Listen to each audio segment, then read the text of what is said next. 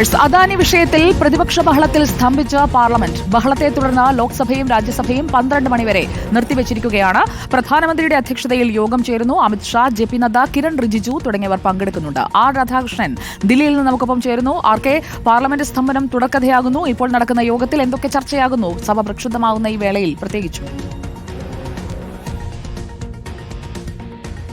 ഇപ്പോൾ പ്രധാനമന്ത്രിയുടെ അധ്യക്ഷതയിലാണ് യോഗം നടക്കുന്നത്. ആഭ്യന്തരമന്ത്രി അമിത്ഷാ, ഒപ്പം ന്യൂനപക്ഷ കാര്യമന്ത്രി കിരൺ റിജിജു അടക്കമുള്ളവർ ഈ യോഗത്തിൽ പങ്കെടുക്കുന്നുണ്ട്. പ്രധാനമായിട്ടുള്ള രാഷ്ട്രീയ വിഷയങ്ങൾ ഈ യോഗം വിലയിരുത്തുന്നുണ്ട്. മഹാരാഷ്ട്രയിലെ മുഖ്യമന്ത്രി തെരഞ്ഞെടുപ്പുമായി ബന്ധപ്പെട്ടിട്ടുള്ള വിഷയങ്ങളും ഈ യോഗത്തിൽ ചർച്ചയാകുമെന്നാണ് നമുക്കറിയാൻ സാധിക്കുന്നത്. അതിലെല്ലാം ഉപരി നേരത്തെ സുജയ സൂചിപ്പിച്ചതുപോലെ തന്നെ പാർലമെന്റിന്റെ തുടർ പ്രവർത്തനം അത് ഏത് വിധത്തിൽ സാധ്യമാകും എന്നുള്ളതാണ് ഇപ്പോഴത്തെ പ്രധാനപ്പെട്ട ചർച്ചാ വിഷയം.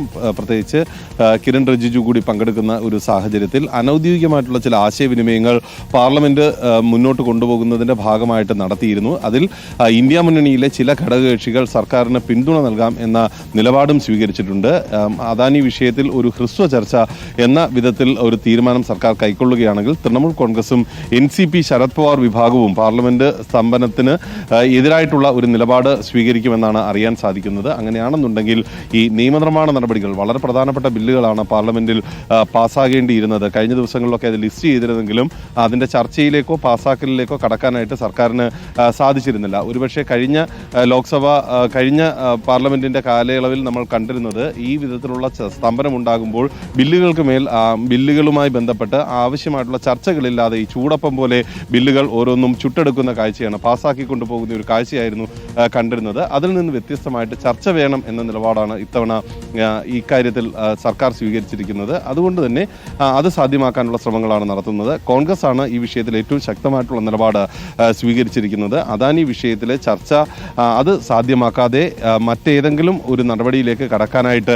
അനുവദിക്കില്ല എന്ന നിലപാടാണ് കോൺഗ്രസ് സ്വീകരിച്ചിരിക്കുന്നത്. ഇന്ന് രാവിലെ ചേർന്ന കോൺഗ്രസിന്റെ പാർലമെന്ററി പാർട്ടി യോഗത്തിലും അതിനുശേഷം ചേർന്ന ഇന്ത്യ മുന്നണി നേതാക്കളുടെ യോഗത്തിലും കോൺഗ്രസ് അവരുടെ നിലപാട് വ്യക്തമാക്കിയിട്ടുണ്ട്. കോൺഗ്രസിന്റെ നിലപാടിനെ പിന്തുണച്ചുകൊണ്ട് ഇടതു പാർട്ടികൾ CPIM-ഉം CPI-യും നിലപാട് സ്വീകരിച്ചു. എന്നാൽ മറ്റു ചില ഘടകകക്ഷികൾ ഈ വിഷയത്തിൽ ചില വിട്ടുവീഴ്ചകളൊക്കെ ആകാം എന്ന വിധത്തിൽ, പ്രത്യേകിച്ച് തൃണമൂൽ കോൺഗ്രസിനെ പോലെയുള്ള പാർട്ടികൾ, NCP ശരത് പവാറിനെ പോലെയുള്ള പാർട്ടികൾ പാർലമെന്റ് നടത്തിക്കൊണ്ടുപോകുന്ന വിധത്തിൽ വിട്ടുവീഴ്ചകളാകണം എന്ന നിലപാടാണ് സ്വീകരിച്ചത്.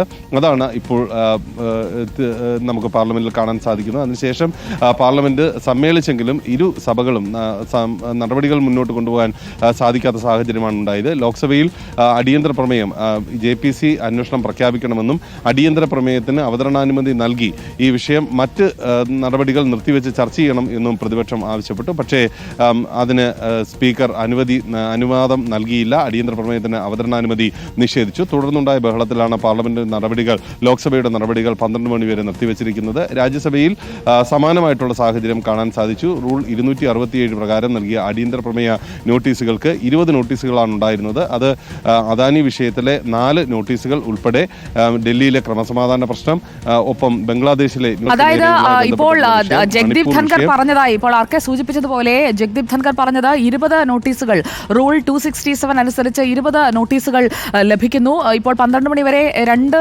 സഭകളിലും ബഹളത്തെ തുടർന്നാണ്, മുദ്രാവാക്യം വിളികളെ തുടർന്നാണ് സഭ നിർത്തിവെച്ചിരിക്കുന്നത്. ഇനി 12 മണിക്ക് ഇരു സഭകളും വീണ്ടും ചേരുമ്പോൾ ഇത്രയധികം വിഷയങ്ങളിന്മേൽ തർക്കം നിലനിൽക്കുകയാണ്. അദാനിക്കെതിരായ അഴിമതി ആരോപണങ്ങൾ, അതുപോലെ തന്നെ ഉത്തർപ്രദേശിലെ സംഭലിലെ സംഘർഷം, മണിപ്പൂരിലെ ക്രമസമാധാന പ്രശ്നങ്ങൾ, ഒപ്പം അജ്മീർ ദർഗ വിഷയം, രാജസ്ഥാനിലെ അജ്മീർ ദർഗ വിഷയം, ദില്ലിയിൽ ഉയർന്നുവരുന്ന കുറ്റകൃത്യങ്ങൾ തുടങ്ങി ബംഗ്ലാദേശിലെ ഹിന്ദുക്കൾക്കെതിരായ അട്രോസിറ്റീസ്, അങ്ങനെ വിവിധ വിഷയങ്ങളിലാണ് ഈ നോട്ടീസുകൾ വന്നിരിക്കുന്നത്. ഇതൊന്നും ചർച്ച ചെയ്യാതെ ഈ സമ്മേളനം സുഗമമായി മുന്നോട്ട് കൊണ്ടുപോകാൻ കഴിയില്ല എന്നത് സർക്കാർ തിരിച്ചറിയുന്നില്ലേ? ഇതിൽ ജഗ്ദീപ് ധൻഖർ രാജ്യസഭാ ചെയർമാൻ ചൂണ്ടിക്കാട്ടിയത് ഈ അടിയന്തര പ്രമേയം എന്നതുകൊണ്ട് റൂൾ പ്രകാരം അർത്ഥമാക്കുന്നത് ഏറ്റവും പ്രധാനപ്പെട്ട ഒരു വിഷയം സഭയുടെ ശ്രദ്ധയിലേക്ക് എത്തിക്കുക, ശ്രദ്ധ ക്ഷണിക്കുക എന്നുള്ളതാണ്. അതിന്മേൽ ചർച്ച അനിവാര്യമാണെന്നുണ്ടെങ്കിൽ ചർച്ച ചെയ്യാം എന്നുള്ളതാണ്. പക്ഷേ ഒന്നിലധികം വിഷയങ്ങൾ അടിയന്തര പ്രമേയമായിട്ട് പ്രതിപക്ഷം ഇങ്ങനെ നൽകുമ്പോൾ അത് ഒരു ഐക്യമില്ലായ്മയുടെ സൂചനയാണ്. മാത്രമല്ല നടപടികളെ തടസ്സപ്പെടുത്താനായിട്ടുള്ള ഒരു ചുരുക്കം രൂപത്തിലുള്ള ഒരു മാർഗമായി ഇതിനെ കാണേണ്ടി വരും എന്നതടക്കമുള്ള വിമർശനങ്ങളാണ് ജഗ്ദീപ് ധൻഖർ ഉന്നയിക്കുന്നത്. പക്ഷേ പ്രതിപക്ഷം അതിനെ അംഗീകരിക്കുന്നില്ല. മറിച്ച് അടിയന്തര പ്രാധാന്യമുള്ള വിഷയങ്ങളിൽ ചർച്ച ചെയ്യാനാണ് പാർലമെന്റ് എന്ന നിലപാടാണ് പ്രതിപക്ഷം ചൂണ്ടിക്കാട്ടുന്നത്.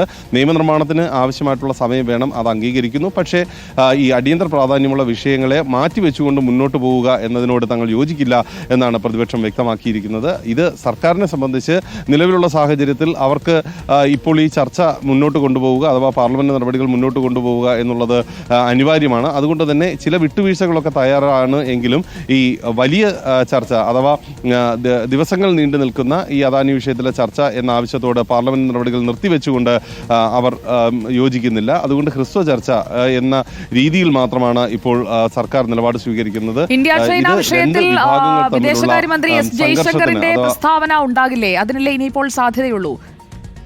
ബ്രീഫിംഗ് ഷെഡ്യൂൾ ചെയ്തിട്ടുണ്ട്. തീർച്ചയായിട്ടും ഇന്ത്യ ചൈന വിഷയത്തിന് ഉപരിയായിട്ട് ഇന്ന് അദ്ദേഹത്തിൻ്റെ ഭാഗത്ത് നിന്ന് ഈ ബംഗ്ലാദേശിലെ ന്യൂനപക്ഷങ്ങൾക്ക് നേരെയുള്ള വിഷയത്തിൽ കൂടി ഈ വിദേശകാര്യ മന്ത്രാലയത്തിൻ്റെ ഭാഗത്ത് നിന്നുള്ള നിലപാട് വ്യക്തമാക്കും എന്നാണ് അറിയാനായിട്ട് സാധിക്കുന്നത്. അദ്ദേഹത്തെ സംബന്ധിച്ച് കഴിഞ്ഞ ദിവസം പ്രധാനമന്ത്രി നരേന്ദ്രമോദിയുമായിട്ട് ഈ ബംഗ്ലാദേശ് വിഷയത്തിൽ അദ്ദേഹം കൂടിക്കാഴ്ച നടത്തിയിരുന്നു. ബംഗ്ലാദേശിലെ സ്ഥാനപതിയെ കഴിഞ്ഞ ദിവസം വിളിച്ചു വരുത്തി ഇന്ത്യ അതിൻ്റെ പ്രതിഷേധം അറിയിച്ചിരുന്നു. ഉഭയകക്ഷി ബന്ധങ്ങൾ രണ്ട് രാജ്യങ്ങളും തമ്മിൽ വഷളാകുന്ന ഒരു സാഹചര്യത്തിലേക്കാണ് പോകുന്നത്.